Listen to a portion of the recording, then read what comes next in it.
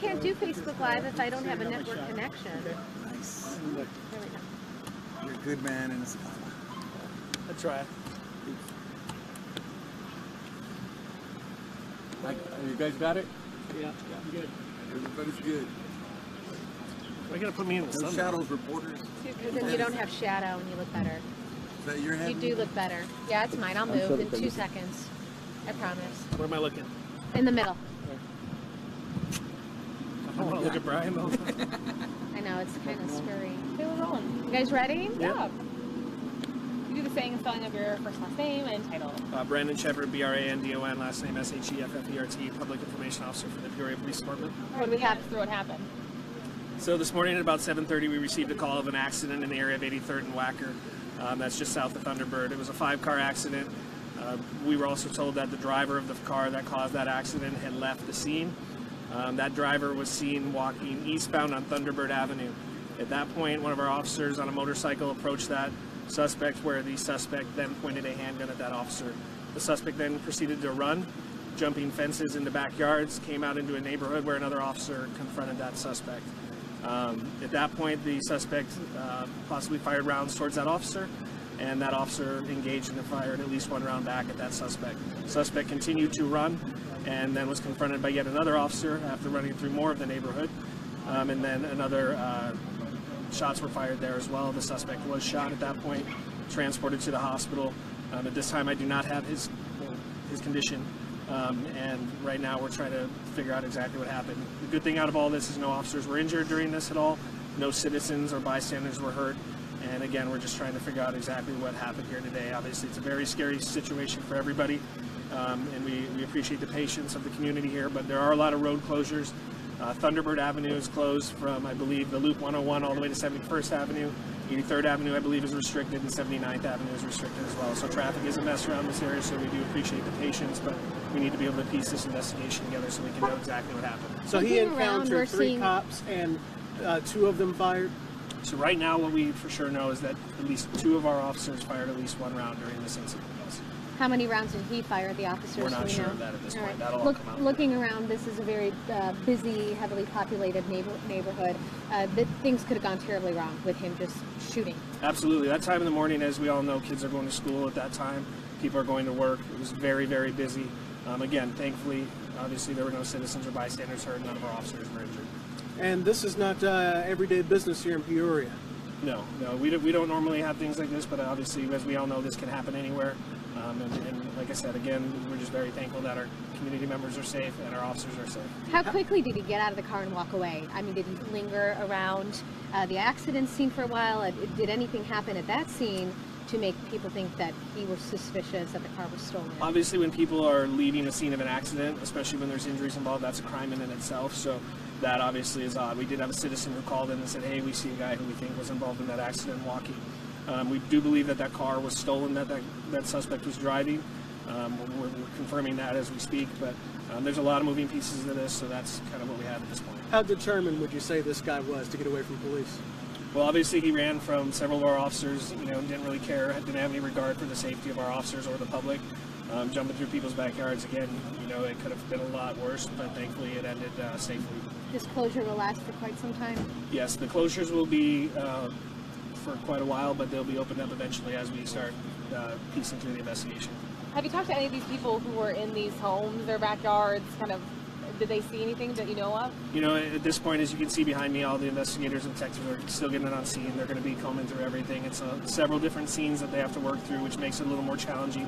They're going to talk to all the neighbors and find out exactly what happened here today. Was he alone in the vehicle? Are we looking for anyone else? And do we have his weapon? We believe he's alone in the vehicle right now. We believe that he was alone in the vehicle, and as far as all the other investigative pieces, we're still working on all that. We are not looking for anybody else at this time. And is it believed that this guy ever fired his weapon toward officers? Yes, like I said, during the second encounter, it's believed that he fired towards that officer who then engaged. But again, it's very preliminary at this point. We're going to get a lot more information as we go up throughout the day and be able to get all that information to you guys. Was he talking en route to the hospital, conscious, unconscious? I'm not sure. I believe he was conscious. All right, thank you. Ooh, that hurt my back. Thank you, sir. Thank you. Thanks, Brandon. Thank you, Brandon. Gerardo. Thank you, Brandon. Thank you. I've got a drone. That's what I'm on top of. Ooh, that hurt my back. So, just so you know, but I'll be fine. Okay. Okay. Absolutely. Check our chopper. El drone también, ¿no?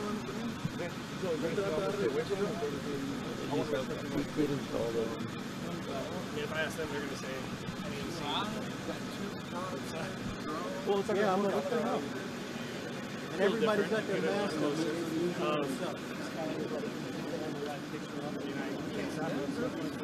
Okay, I don't want to freak them out though, that's all. yeah, I'll let them know. I'm good. Sorry.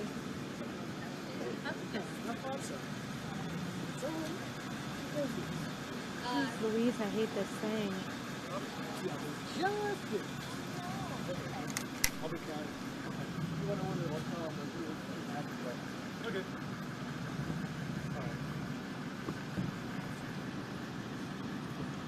You asked me, they just wanted to get the clothes. I'm sorry. Hi, Bobby. Can hear you. Less than 3 minutes. Copy.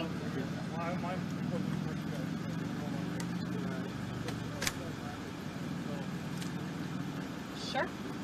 Copy.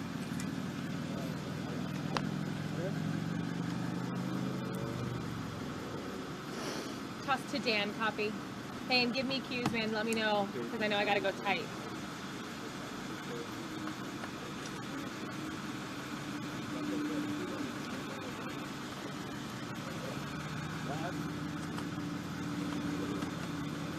Is Dan doing traffic after this?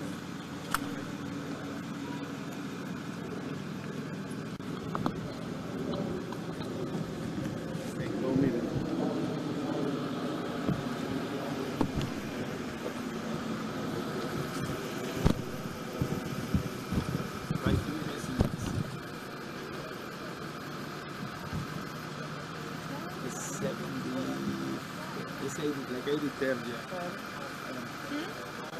Couple minutes. A minute. 79. Well, yeah, 79. In the corner of 79 and Thunderbird. It's where all the police is.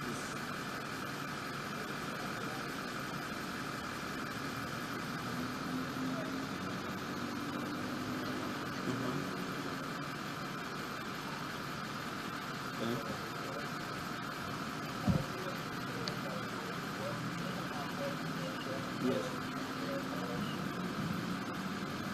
Okay. Talk to me.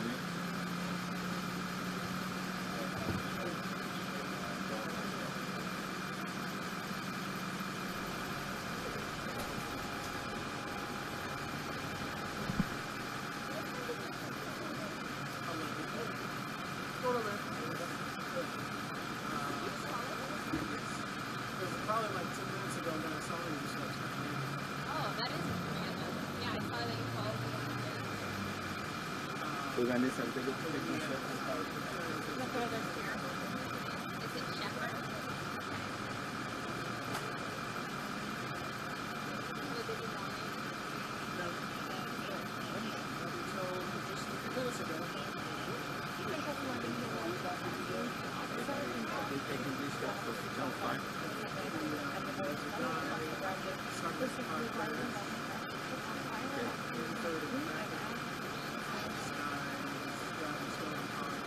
Let me talk to Vanessa if I can.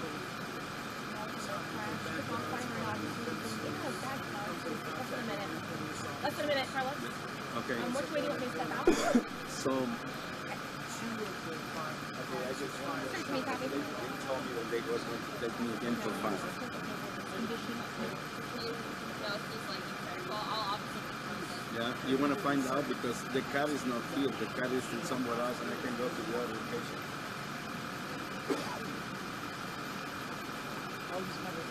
Okay. I understand the phone with you if you want. Thank you.